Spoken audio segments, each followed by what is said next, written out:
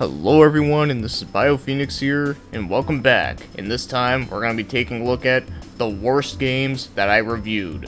So pretty much, this is going to be like a battle between the worst of the worst. So just like my favorite game reviews, I'm not going to be talking about everything, but I would just want to mention a select few that I thought would be kind of funny to just kind of look back on and be like, oh yeah, I played this fucking shit. Because out of all the reviews that I've done, yeah, there definitely were some stinkers that I've done. But I do want to go out and say that I'm not going to be including the Hong Kong 97 in here because that was a review that was done for a special day way back in the day. And I'm also not going to mention Big Rigs Over the Road Racing because, well, I'm pretty sure everyone knows those games are, like, awful anyways. Also, I kind of reviewed those games during a time when, like, I wasn't really sure what to do with my channel, since I was trying to review, like, everything and everything. Like, you know, I'm talking, like, even shit that's, like, not even obscure at all, like, obvious shit that, like, even, like, your grandparents even know about.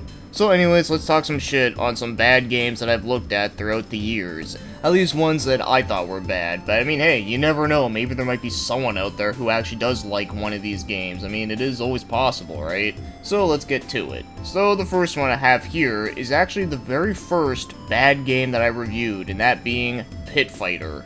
Yeah, this is another game that's like infamously known for being shit. In fact, a lot of people call it Shit Fighter, which is very accurate. But I figured I'd mention it quickly because it was actually the first, like, shit game review that I've ever done. Because you know what they say, you never forget your first. Alright, and as for the second one, this is one that I feel like is a bit more on the obscure side, or at least it's not one that gets talked about very often, and that being Yu-Gi-Oh! Falsebound Kingdoms on the GameCube. This was a part of my my Yu-Gi-Oh! Reviews, the same one that I did Yu-Gi-Oh! Duels of the Roses, but that game was good. But this one, however, is god-awful. So as again, this is another one of their experimental type games, and this one actually had potential to be really awesome. So the gameplay is kind of like Ogre Battle, where you just gotta send units to attack other enemy units and their bases, and you gotta take them over, and of course there's also the fact that you just get to use like your favorite like dual monsters and stuff. Like, you know, that sounds really awesome, right? So it's like a tactical RPG, with actual experience points and leveling up and such. But unfortunately, the game is just really boring, really dull, very uninspired, has like one of the most like dullest like combat systems ever. Even for like the year it came out, like even NES RPGs are better than this shit. Fuck, I'll even take Dragon Stomper on the Atari over this. But yeah, for a game that's heavily relied on strategy, there really isn't much strategy at all in the game. You just gotta just keep attacking like over and over again, and hopefully you actually like hit the motherfucker, and that's it. So yeah, that's all I'm gonna say about that turd. Probably one of the worst GameCube games I played, not gonna lie.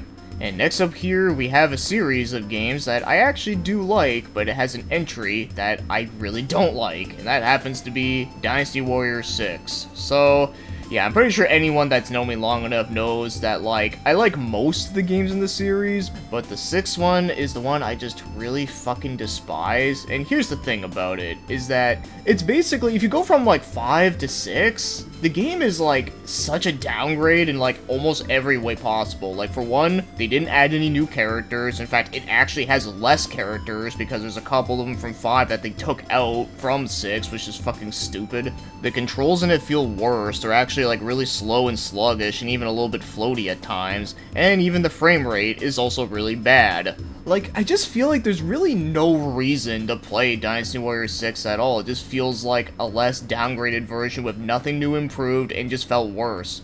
To be honest, I'd rather go back and play the second and third game over the sixth one any day, because those games, I can kind of understand, like, the way how they're dated and their aspects there, but for this game, it's like, it had no reason to be dated. So yeah, coming from someone who actually likes this series for what it is, since I do understand it's not for everyone, I just can't recommend this game.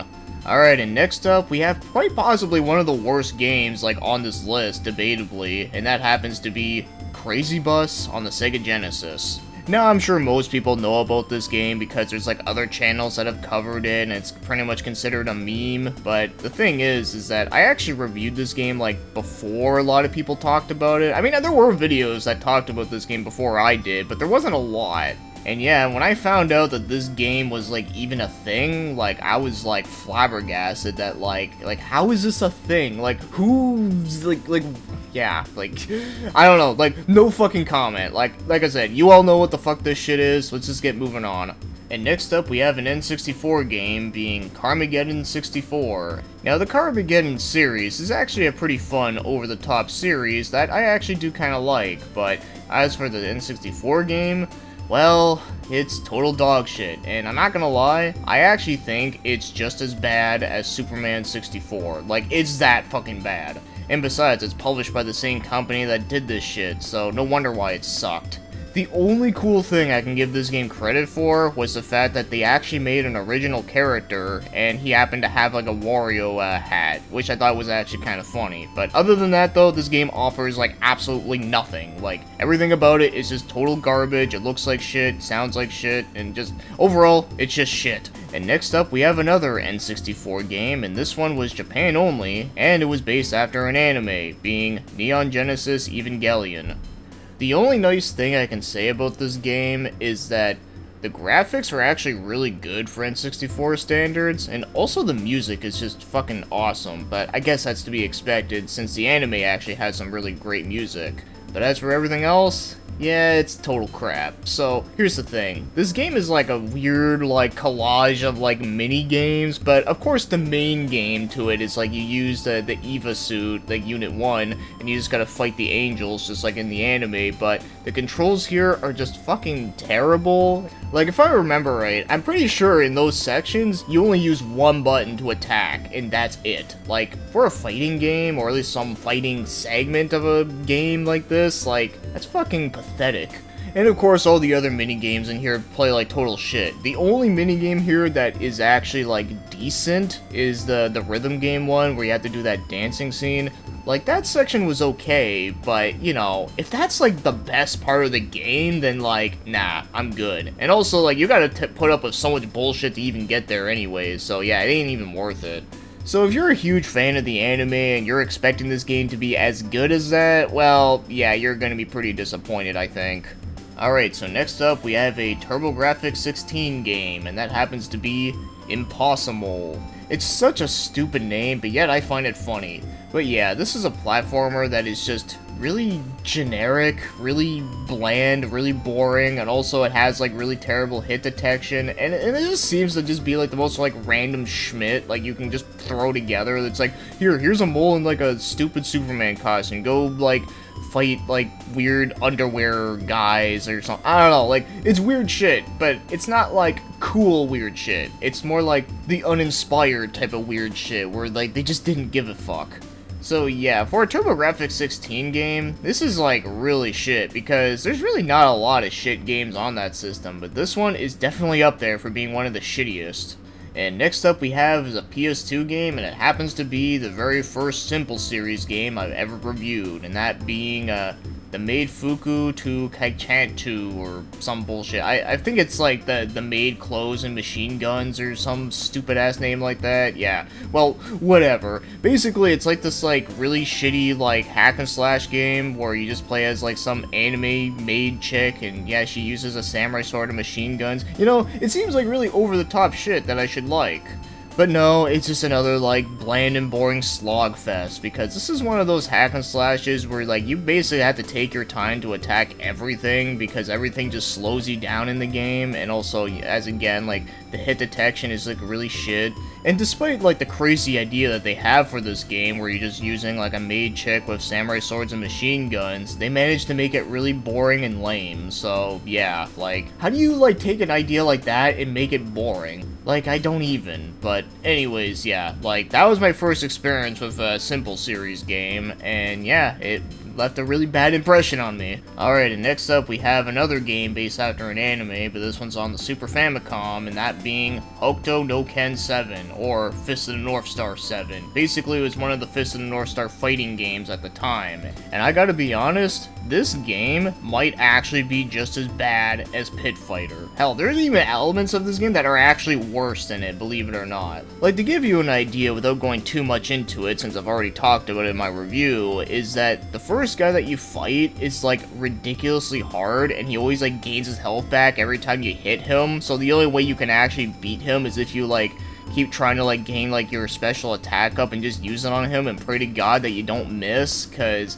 yeah, there's no time limit in this game, so pretty much all the fights in this game like can last for like ever, like yeah, like, that's fucking hell. Like, at least in Pit Fighter, you can at least beat, like, the first guy, like, no problem. Sure, you don't gain your health back afterwards, which sucks, but at least it's actually quick. Where this game, it feels like it takes forever just to get through, like, one single fight. So coming from someone who is a huge fan of Fist of the North Star, yeah, this is definitely one of the worst games out of all, like, the games that have ever been made from this series. Yes, I even think it's worse than, like, you know, the last battle and, like, the NES game and, like, all those other, like, shit ones. Yeah, this is, like, the worst of the worst for Fist of the North Star, by far.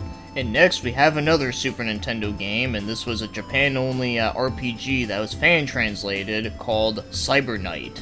Now, the reason why I wanted to play this game was because, well, not only was it a mecha RPG, which sounds cool, but also has a badass name, badass cover, and, well, it just looked like a pretty interesting game, but, my god, was this game, like, fucking horrendous. So firstly, the combat in this game is like really jank, even for its time. Like I feel like a lot of battles always take like a really long time to get through. Also, the random encounters in this game are like ridiculous. Like you can literally take like one step and you'll like fight into a random person. Like that's like how bad it can get. And all the dungeons and towns and planets you get to go on are like really boring. A lot of them actually look the same. And it's also one of those games that doesn't tell you jack shit on what you're supposed to do, so it's one of those where the fuck do I go kind of games. And the game really opens up like hugely too, so there's gonna be a lot of parts where you're just gonna have to just like constantly like go through like every single option you can get, exhausting everything, and then you realize that, oh, you can't land here, oh, you can land here. Like, it's just fucking stupid. Yeah, this is definitely one of the worst Super Nintendo RPGs I ever played, by far. Alright, next up we're taking a look at a PC-98 game, and it's actually one that I reviewed in my Hentai Fighting Games video. Yeah, that's a thing that happened. But the one I want to talk about is Juku Sosai Saskin Hayate. I know I fucked up the name for this, but honestly, I don't give a shit because this game is just total dog shit. And just like a Hokuto no Ken 7 and Pit Fighter, honestly, this game is also just as bad as those. So, firstly, the controls in it are just really, like, awful. The graphics are not even good for PC-98 standards, and that's sad because, like, most PC-98 games have, like, beautiful art styles that are just so, like, appealing to me, but this one is just not. The game is bullshit hard, and not only that, but there is no continues in this game, so if you actually get decently far into the game, and then you die once, then you gotta start all the way back to the beginning, so yeah, like, fuck this game, and fuck the people who made it too. Yeah, that's a phrase I haven't said in a while. Alright, and next up, we got ourselves another simple series game, and that happens to be Special Forces. Or what I like to make fun of it as is Special Ed Forces, because, my god, like, the aiming in this game is just complete asinine. No matter which perspective you try to play this game in, like, it's just so, like, unplayable. Now I know that trying to play a lot of shooting games, like, before 7th gen, like, a lot of them had, like, control schemes that are kinda, like, unconventional to, like, what we're used to now, but even despite of that, though, like, the aiming in the game is just really, like, I don't know how the fuck they made it, like, that bad. Like, it just baffles me. Plus, all the missions are, like, really boring and tedious to get through, and probably one of the worst things about this game is that the notifier that tells you about, like, random shit in this game is so fucking annoying and obnoxious. Like, I swear, like, it never fucking stops. Like, you can even be playing in, like, halfway through the game, and it will still tell you, like, no shit things. It's like, oh, go over this wall here, or, oh, there's a guy right around the corner, shoot him. It's like, yeah, I'm sure I could have figured that out, you fucking dipshit.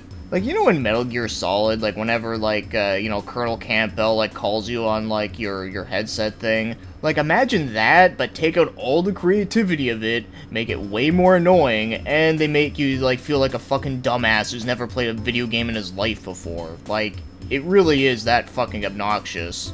Alright, one more left, and as again, it's another simple series game, and this one is probably one of the worst ones that I've ever played. For anyone that's been on my channel long enough, you probably know what it is, and that happens to be Eternal Quest. Yeah, fuck this game. So, it's a roguelike RPG, and you know, I'm not against those. Sure, I feel like they're kind of oversaturated in the indie scene, but despite that, you know, there are some pretty cool ones out there, but this one, though, is like, imagine if you took, like, all, like, the shittiest aspects of every single, like, roguelike ever, and you made it, like, look like fucking puke, and you also made it, like, play like garbage, and it also has, like, one of the worst translations ever, then that makes up this game. Like, it's fucking wonderful. And if I remember right, I said that this was, like, the worst game in, like, a bunch of different ways. Like, I said it was, like, the worst RPG, the worst PS2 game, the worst Simple Series game, the worst Ninja game, like, there's a lot of shit in this game. Like, the only thing in this game that is not shit is the music, and even then the music is, like, kind of weird and random, but it's more hilarious than anything. It has, like, weird techno music, but there is one song in the OST that is actually kind of garbage, but, you know, despite of that, though, like, you know, I can at least say the music is okay, but still, like, I could rant about this game on and on and on, but I won't, because we'd be here forever. And also, I've actually done a stream on the game later on to see how far I can play through the game, and I think I lasted about, like, 2 hours or something, but yeah, don't recommend you guys doing the Eternal Quest challenge, because you'll probably lose your goddamn mind. But anyways, though, yeah, I'm not gonna rant too much on it there, but I'm pretty sure out of all the games I've listed in this video, I have a feeling that trying to find someone who actually likes Eternal Quest, and I don't mean just saying, like, oh, like, I like it because it's just so stupid, like, no, like, I mean, like, legitimately likes it, it's gonna be really hard for me to understand them, but if that person is out there, I kinda need to know. I mean, you might have to explain it very carefully, but, you know, I'm kinda curious. Though, a little scared at the same time, but anyways, okay, I'm done. Alright, yeah, no, so fuck that game. Anyways, yeah, so that'll be it for today's video of me talking about the worst games that I reviewed over the years on my channel. So, yeah, we'll see if we got any more stinkers up ahead whenever I get to them. But anyways, with that said, thanks for watching and commenting, and have yourselves a great day.